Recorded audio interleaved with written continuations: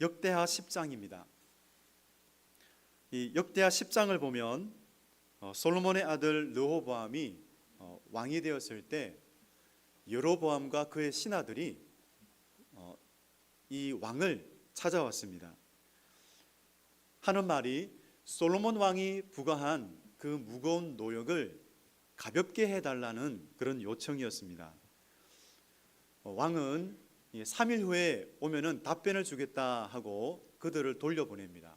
그리고 이 르호보암 왕은 솔로몬을 섬겼던 그 원로들에게 가서 의논합니다. 원로들은 이렇게 말합니다. 왕이 백성을 후대하여 기쁘게 하고 선한 말을 할 것을 권면했습니다. 그 말을 들은 이 르호보암은 다시 함께 자라온 젊은 신하 그들에게 가서 또 의논합니다.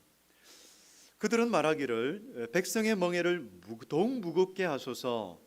내 아버지는 가죽 채찍으로 너희를 치셨으나 나는 정갈 채찍으로 하리라. 이렇게 말하라고 그 젊은 신하들은 권면했어요.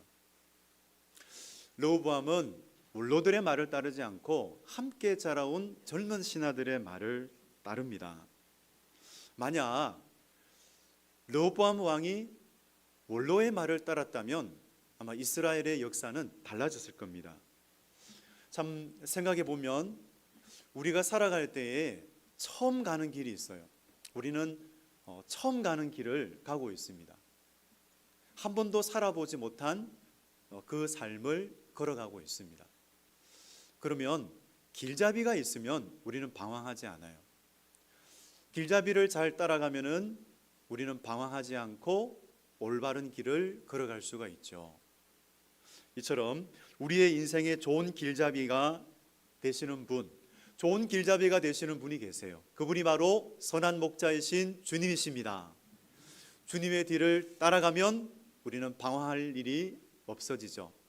선한 목자이신 주님, 그 주님의 음성을 듣는 시간 되시기를 바랍니다. 사도행전에 의하면 오순절 성령이 사도들에게 임한 후에 복음이 왕성하게 전파되었습니다. 베드로는 세술에 취했구나 하는 백성들 앞에서 오순절 첫 복음 설교를 전했습니다. 그리고 나서 그가 요한과 더불어 성전에 올라가서 기도를 하려고 하는데 성전 미문에 앉아서 구걸하는 한 장애인을 만납니다. 그 장애인을 예수 이름으로 고칩니다. 그리고 나서 그 사건을 통해서 솔로몬 행각에서 두 번째 복음 설교를 했습니다. 그렇게 부활 복음을 전하자 대제사장과 사두개인들은 그 사도를 싫어하여 그들을 잡아 가두었어요. 유대 종교 지도자들 그들에게 물었습니다. 너희가 누구의 권세와 무슨 권세와 누구의 이름으로 이 일을 행하느냐? 그때 사도 베드로는 성령의 충만함을 입고 병자가 구원을 받는 것은 나사렛 예수 그리스도의 이름으로 건강하게 되었다라고 아주 담대하게 말했던 것이죠. 그때 유대 종교 지도자들은 그들에게 경고합니다. 그들에게 경고하며 말했습니다. 도무지 예수의 이름으로 말하지 말고 가르치지도 말라. 하지만 베드로와 그 사도들은 요한은 아주 담대하게 말했습니다. 사도행전 4장 19절입니다. 베드로와 요한이 대답하여 이르되 너희 하나님 앞에서 너희의 말을 듣는 것이 하나님의 말씀을 듣는 것보다 옳은가 판단하라. 여러분, 사도들은 지금 누구의 말에 순종하고 있습니까? 하나님의 말씀이죠. 종교 지도자들의 위협에도 불구하고 주님의 말씀에 순종하고 있습니다. 그래서 그들은 담대히 하나님의 말씀을 전하게 하여 주옵소서라고 빌기를 다했을 때 그 무리는 진동합니다. 성령으로 진동함으로 성령의 충만함을 다시 입어 하나님의 그 복음을 아주 담대하게 전했습니다. 그러자 그 복음을 전하는 그 사도들을 대제사장들과 사도계인들을 그 사도계인들의 마음에 시기가 가득했어요. 마음에 시기가 가득함으로 안 되겠다. 그냥 그만두면은 가만히 두면 안 되겠다 해서 다시 그들을 잡아서 옥에 가두게 됩니다. 보면은 종교 지도자들이 그들을 핍박한 이유가 근본적이고 본질적인 이유가 어디에 있는가? 시기였기 때문에, 시기 질투 때문에 그들을 핍박했던 거예요. 그래서 사도들을 옥에 가두었습니다. 그런데 어떤 일이 일어납니까? 주의 사자가 그들을 감옥에서 다시 구출해내요. 구출해내는데 그냥 구출하는 것만으로 끝나지 않아요. 그들에게 명령해요. 그들에게 주님의 명령을 전합니다. 그 명령이 20절 말씀입니다. 5장 20절 말씀, 가서 성전에 서서 이 생명의 말씀을 다 백성에게 말하라 하며, 보니까 감옥에서 그냥 건져내는 것보다 더 중요한 것이 있다라는 거예요. 그것은 주님의 말씀, 그 복음을, 그 생명의 말씀을 만방에, 만민에게 전하는 것이었습니다. 그런데요, 만일 감옥에 있는 것이 하나님의 영광이 되었다면, 그냥 그 감옥에 있는 것이 하나님께 영광 돌리는 것이 되었다면 구출하지 않으셨을 거예요. 하지만 감옥에서 나가게 하심으로 성전에 서서 만민에게 복음을 전하라고 하시는 것이 하나님의 명령이었기 때문에 그들은 그 주님의 말씀을 따라 행했던 것이죠. 그런데 감옥에 있는 것이 하나님께 영광이 되는 경우가 있었어요. 바울과 실라의 경우입니다. 바울과 실라가 감옥에 갇혀서 착고에 채워져 있었어요. 그런데 하나님은 이번에 그 착고를 풀어버리십니다. 옥문을 열어버리세요. 그거를 본 간수가 놀라서 이제 그 감옥에 갇힌 죄수들이 다 도망을 갔겠구나 이렇게 생각하고 자결하려고 했어요. 그런데 그때 바울이 그 자결을 막습니다. 막고 오히려 그 간수가 복음을 들음으로 그 간수와 간수에게 속한 모든 가족들이 구원을 받습니다. 주 예수를 믿어라, 그리하면 너와 내 집이 구원을 받으리라. 이 말씀에 예수 그리스도를 영접하게 되죠. 20절을 보면은 사명이 있죠. 사도에게 주신 사명은 성전에 서서 그 생명의 말씀을 전하는 것이었어요. 여러분, 우리에게도 하나님이 사명을 주셨습니다. 우리에게도 사명을 주셨는데요, 주님이 주신 사명이 없다면 그냥 먹고 마시고 사는 것은 의미가 없는 거예요. 동물도 먹고 마시고 살아가요. 사명이 없다면 무슨 의미가 있겠습니까? 돈을 버는 의미, 하나님께서 주신 사명이 있을 때에 우리가 살아가는 의미가 있고 돈을 버는 의미도 있고 그렇습니다. 하나님 말씀에 너희가 먹든지 마시든지 무엇을 하든지 하나님의 영광을 위하여 하라 말씀하셨어요. 우리에게 주신 그 사명이 있습니다. 그 사명은 복음 전파의 사명입니다. 누구나 그리스도의 향기가 되도록 하셨어요. 여러분, 살아가실 때 이 주님이 주신 복음 전파의 사명을 잊지 말고 언제 어디에 있든지 그리스도의 향기가 되시기를 바랍니다. 이 감옥에서 나온 사도들을 보십시오. 그들은 어떻게 합니까? 주의 사자가 전해준 그 명령대로 그들은 담대하게 서서 생명의 말씀을 전해요. 새벽에 성전에 들어가서 하나님의 말씀을 가르칩니다. 그러자 대제사장은 이 베드로와 사도들을 다시 잡아다가 공회 앞에 세우고는 말했습니다. 28절 말씀입니다. 28절, 이르되 우리가 이 이름으로 사람을 가르치지 말라고 응금하였으되 너희가 너희 가르침을 예루살렘에 가득하게 하니 이 사람의 피를 우리에게로 돌리고자 함이로다. 보니까 그들은 진리를 수호하고자 하는 마음이 없었어요. 그러면 어떤 것일까요? 예수를 십자가에 못 박아 죽인 죄가 폭로되고 그 종교 권력을 잃을까 봐 사도들을 핍박한 것입니다. 그들의 잘못을 가리기 위해서였죠. 여러분, 이런 모습은 꼭 성경에만 있는 것이 아니죠. 세상에서 얼마든지 우리는 볼 수가 있습니다. 우리 주변에서 볼 수가 있어요.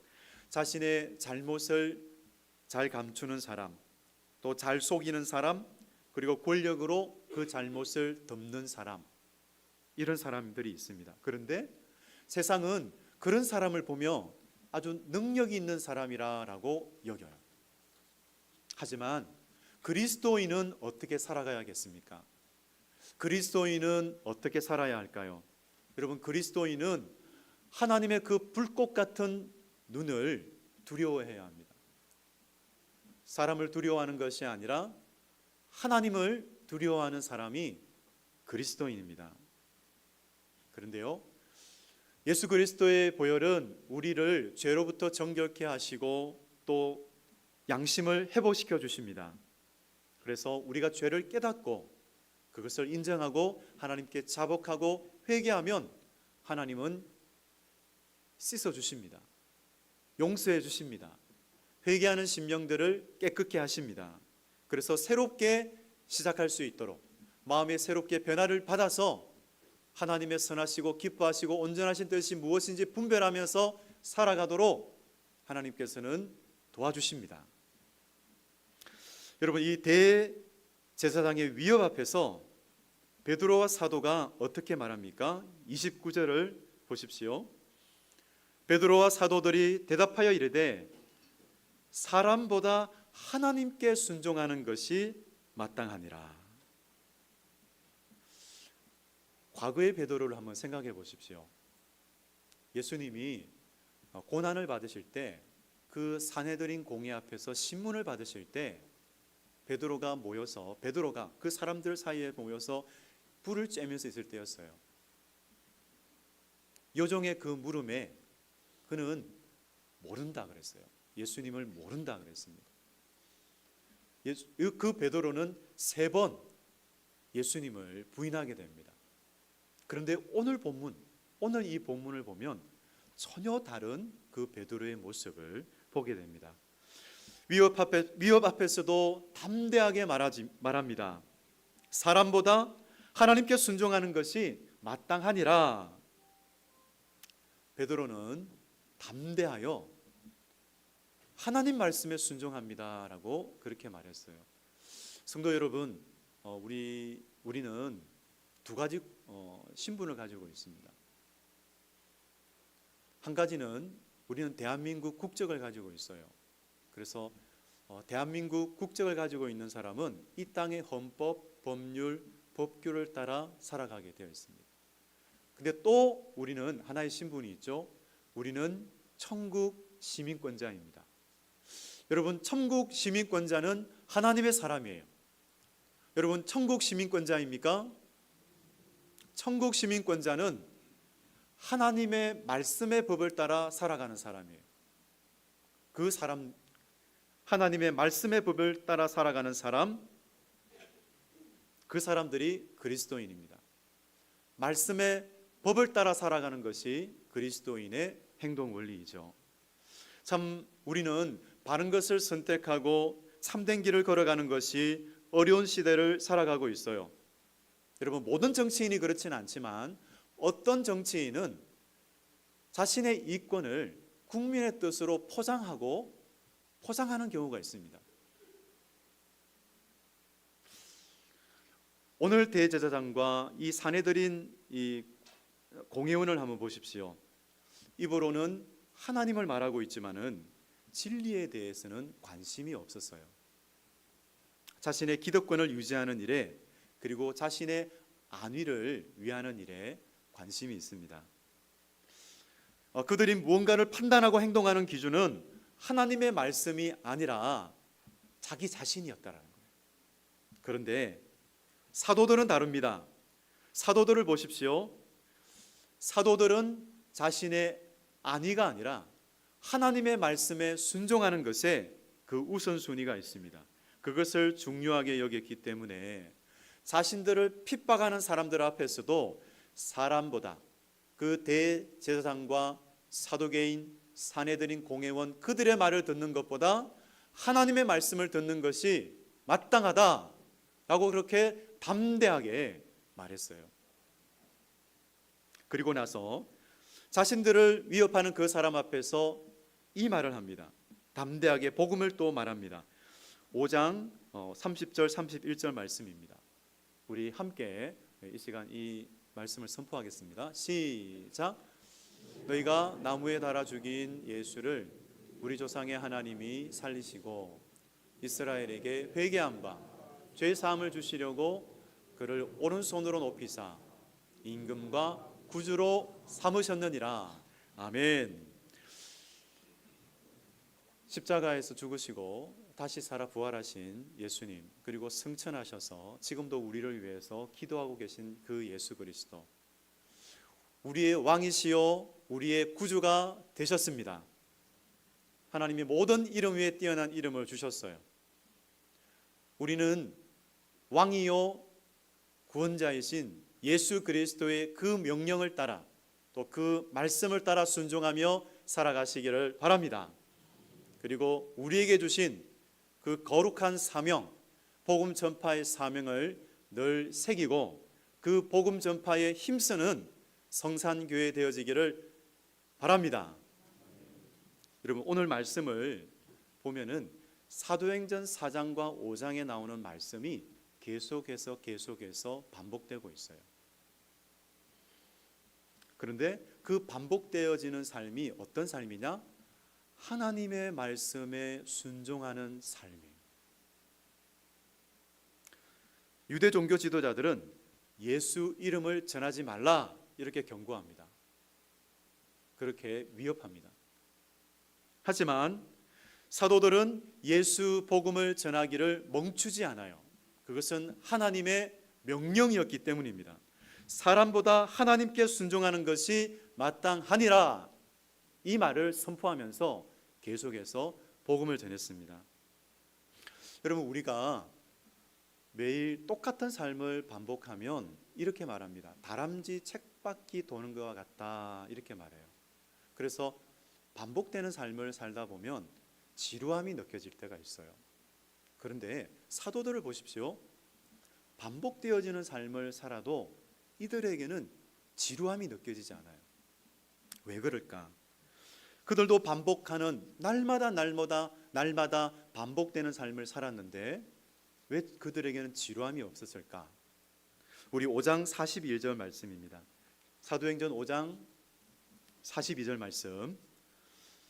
그들이 날마다 성전에 있든지 집에 있든지 예수는 그리스도라고 가르치기와 전도하기를 그치지 아니하니라. 다시 한번 읽겠습니다. 그들이 날마다 성전에 있든지 집에 있든지 예수는 그리스도라고 가르치기와 전도하기를 그치지 아니하니라. 여러분, 그렇게 사도들이 예수는 그리스도라고 가르치기와 전도하기를 계속해서 말했지만 그들에게 지루함도 없었고 그들이 그렇게 반복해서 그 전도를 할 수 있었던 것은 하나님의 은혜가 함께했기 때문입니다. 주님이 은혜를 베푸셨기 때문입니다. 성령께서 함께 하셨기 때문입니다. 그래서 사도들은 주님의 은혜를 체험하면 체험할수록 그 성령님과 더욱더 깊은 교감 속에서 주님의 사명을 감당할 수 있었어요. 그리고 주님의 사명을 감당할 뿐만 아니라 그들은 담대하고 성숙한 그리스도인이요 주님의 사도요 제자들로 사명을 다할 수가 있었던 것이죠. 여러분, 우리에게도 어려움이 찾아올 수 있습니다. 하지만 그 상황에도 주님의 말씀에 순종할 때에 하나님의 은혜가 우리와 함께 하시고 하나님께서 은혜를 주시는 것을 우리는 믿습니다. 여러분, 그렇게 주님의 말씀에 순종하며 살 때 하나님이 함께 하심을 체험할 수가 있는데, 그 삶을 살아갔던 사람이 바로 구약 인물 요셉이에요. 요셉이 그 삶을 살아갔어요. 요셉은 형들의 미움을 사서 미디안 상인들에게 노예로 팔려 애굽으로 갔습니다. 애굽에서 친위 대장 보디발의 집에 이제 종으로 들어갔을 때였어요. 그때 성경은 이렇게 말해요. 여호와께서 요셉과 함께 하심으로 그가 형통한 자가 되었다라고 말해요. 그런데요, 보디발의 아내의 모함을 받아서 그는 감옥으로 들어가게 됩니다. 그의 삶의 환경은 좋지 않은 환경이 되었어요. 하지만 감옥에 들어갔을 때 하나님께서는 간수장에게 은혜를 입게 하세요. 그래서 성경에서는 이렇게 말합니다. 이는 여호와께서 요셉과 함께 하심이라. 여호와께서 그를 범사에 형통하게 하셨더라. 하나님께서 요셉과 함께 하셨습니다. 하나님께서 요셉에게 은혜를 베풀어 주셨습니다. 하나님을 경외하며 살았던 요셉에게 하나님께서는 그렇게 은혜를 베풀어 주셨습니다. 우리 가운데도 하나님께서 은혜를 베풀어 주심으로 주님의 말씀에 순종하는 삶을 살아가게 하십니다. 하나님의 말씀에 순종하는 그 사람에게 하나님은 은혜를 베풀어 주십니다. 여러분, 그런 말 있죠? 구설이 있어도 꾀어야 보배다. 그처럼 여러분, 은혜의 줄이 있어요. 하나님의 은혜의 줄이 우리를 메어 주시기를 간절히 원합니다. 하나님은 그 은혜의 줄로 우리를 메어 주십니다. 그런데 순종의 구슬, 그 순종의 구슬을 그 하나님의 은혜의 줄로 꿰어야 보배예요. 그처럼 이 하나님의 은혜의 줄로 우리의 순종의 구슬, 그 구슬이 꿰어져서 하나님 보시기에 보배가 되는 그런 보배로운 사람으로 살아가시기를 주님의 이름으로 축원드립니다. 아멘. 기도하겠습니다.